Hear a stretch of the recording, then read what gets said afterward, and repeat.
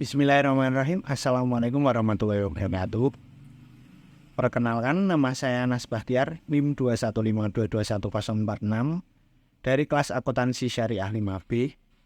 Di sini saya akan menyampaikan hasil observasi yang saya lakukan pada UMKM Bakmi Pak Bejo. Untuk selanjutnya, profil UMKM. Untuk nama UMKM-nya sendiri yaitu Warung Bakmi Pak Bejo. Nama pemilik yaitu Bapak Susanto yang beralamatkan di Sidorejo RT 17 RW 6 Kuiran Banyudono Boyolali. Untuk alamat usahanya sendiri berada di Jalan Solo Semarang, tepatnya di pertigaan Bang Jumbangan. Untuk sejarah usaha, Bapak Susanto mulai usaha warung bakmi Pak Bejo sejak tahun 1997. Awal mulanya Bapak Susanto memilih UMKM ini dikarenakan sebelumnya beliau berada di jenis UMKM yang sama, yaitu di bidang kuliner. Lebih spesifiknya yaitu angkringan atau biasa disebut HI. Akan tetapi beliau bukan pemilik angkringan tersebut.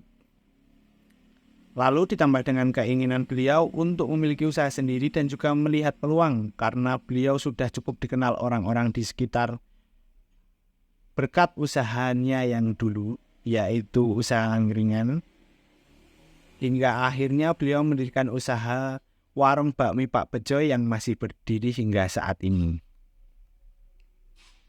Nah, untuk permasalahan yang saya temukan pada saat observasi, yaitu tidak adanya lahan parkir dikarenakan lokasi warung berada di dekat traffic light atau bangjo. Jadi untuk lokasi warung bakminya itu berada tepat di pinggir jalan besar. Jadi untuk lahan parkir cukup sulit. Nah, untuk alternatif yang saya tawarkan, yaitu yang pertama mengarahkan pembeli agar parkir di area Indomaret yang berada di seberang warung bakmi Pak Bejo. Untuk alternatif yang kedua, yaitu menyewa lahan di sebelah lokasi untuk digunakan sebagai lahan parkir.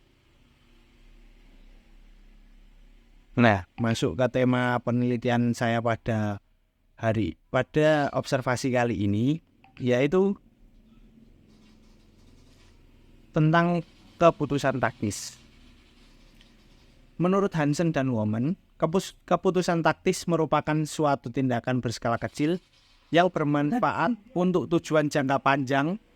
Pengambilan keputusan taktis terdiri atas pemilihan di antara berbagai alternatif dengan hasil yang langsung atau terbatas. Nah, di samping saya ini untuk omset per hari yang diterima oleh warung bakmi Pak Bejo untuk biaya produksi yang terdiri dari biaya bahan baku. Jadi untuk warung bakmi Pak Bejo untuk biaya bahan baku per harinya menghabiskan Rp500.000.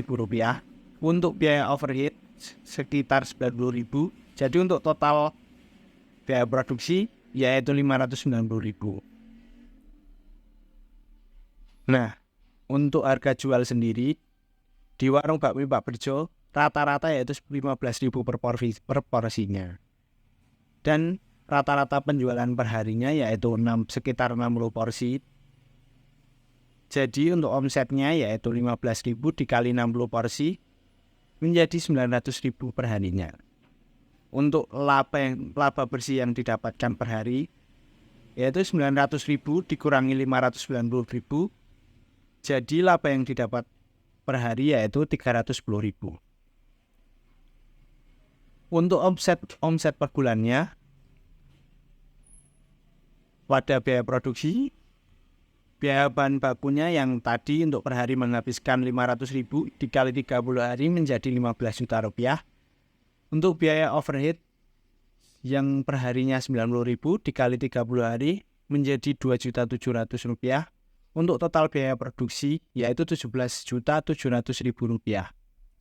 Untuk omset per bulan tadi untuk omset per harinya Rp900.000 dikali 30 hari. Jadi untuk omset per bulannya yaitu Rp27 juta. Untuk laba dalam 1 bulan, ini laba bersih. Jadi omset per bulan dikurangi biaya produksi per bulan juga, yaitu 27 juta dikurangi 17.700.000, jadi untuk laba bersih dalam 1 bulan yaitu 19.700.000. Nah, jika Pak Bejo menggunakan alternatif kedua tadi, maka untuk biaya produksi bertambah, untuk menyewa lahan untuk digunakan sebagai parkiran.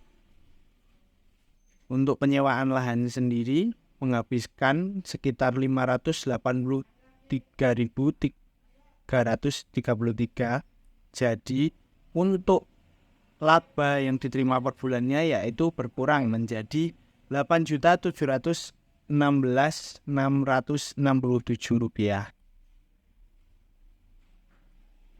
Jadi lanjut membuat keputusan. Setelah saya analisis, keputusan yang harus diambil untuk mengatasi permasalahan yang terjadi yaitu Bapak Susanto menyewa lahan untuk dijadikan lahan parkir bagi pelanggannya. Dengan menyewa lahan parkir, laba yang diterima Bapak Susanto berkurang, yang sebelumnya menerima laba sekitar 9.300.000 per bulannya menjadi 8.716.667 rupiah.